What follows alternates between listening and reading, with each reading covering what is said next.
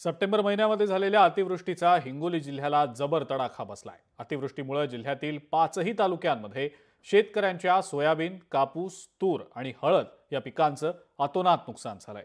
एकीकडे शेतकऱ्याच्या डोक्यावर कर्जाचा डोंगर असताना उभी पिकं पावसामुळे उद्ध्वस्त झाल्यानं त्यांना आता सरकारी मदतीची आस आहे। पाहूयात या संदर्भातला हा स्पेशल रिपोर्ट।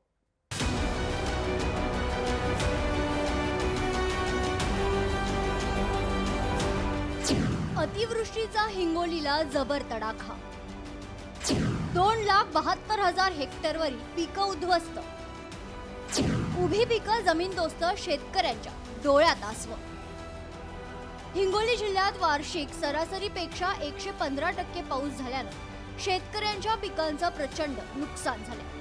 सलग पडलेल्या पावसामुळे हिंगोली जिल्ह्यातील 5ही तालुक्यामध्ये पिकांचं मोठं नुकसान झाले।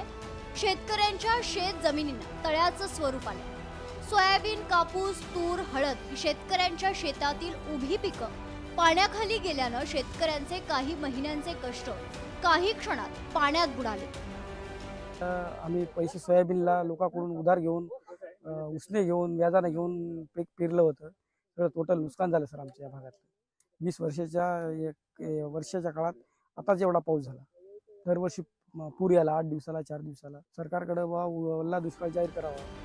हिंगोली जिल्ह्यात तब्बल 2,27,000 हेक्टरवरील सोयाबीन पिकांचं नुकसान झाले, तर 24,298 हेक्टरवरील कापूस पिकांचं नुकसान झाले। पुराच्या पाण्यात वाहून गेल्यानं आतापर्यंत 11 जणांचा मृत्यू झाला, तर 210 जनावरही दगावली आहेत। झालेल्या नुकसानीमुळे शेतकरी आता ओला दुष्काळ जाहीर करावा अशी मागणी करतायत। अतोनात हाल झालेले आहेत। आज जो पावसाळा चालू आहे, वारंवार पुरामुळे आमच्या पिकांचं अतोनात नुकसान झालेलं आहे। आम्ही आज कर्जबाजारी झालेले आहेत। प्रत्येक शेतकरी हा कर्जबाजारी आहे। मी स्वतः माझं बघू शकता तुम्ही या क्षेत्रामध्ये किती नुकसान झालेलं आहे। सोयाबीन काढणीला सुद्धा आज परेशानी आहे। प्रचंड वादळी वाऱ्यामुळे पूर्ण केळी भुईसपाट झालेली आहेत आणि शेतकऱ्यांच्या हातातोंडाशी आलेला घास निसर्गाने हिरावून घेतलेला आहे।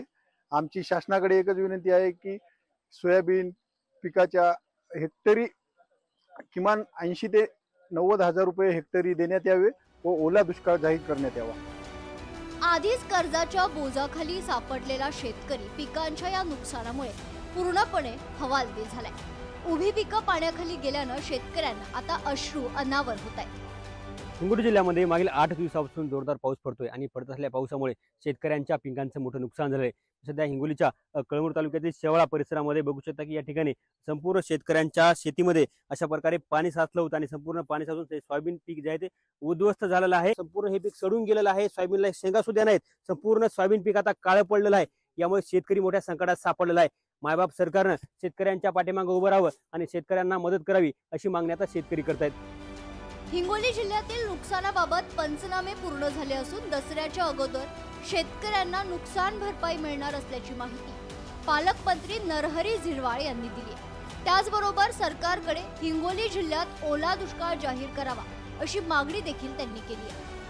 पंचनामे करून तात्काळ शासनाला पाठवलेत। आता काल परवाचे पंचनामे लगेचच पाठवलेत। त्याचं कार्यवाही 8 दिवसाच्या आत केली जाईल आणि शेतकऱ्याला दसऱ्याच्या आधी त्याची जी आर्थिक मदत द्यायची आहे ती दिली जाईल। शेतकरी म्हणतो ओला दुष्काळ जाहीर करावा। आपण ओला दुष्काळ मागणी करा, काय सांगाल?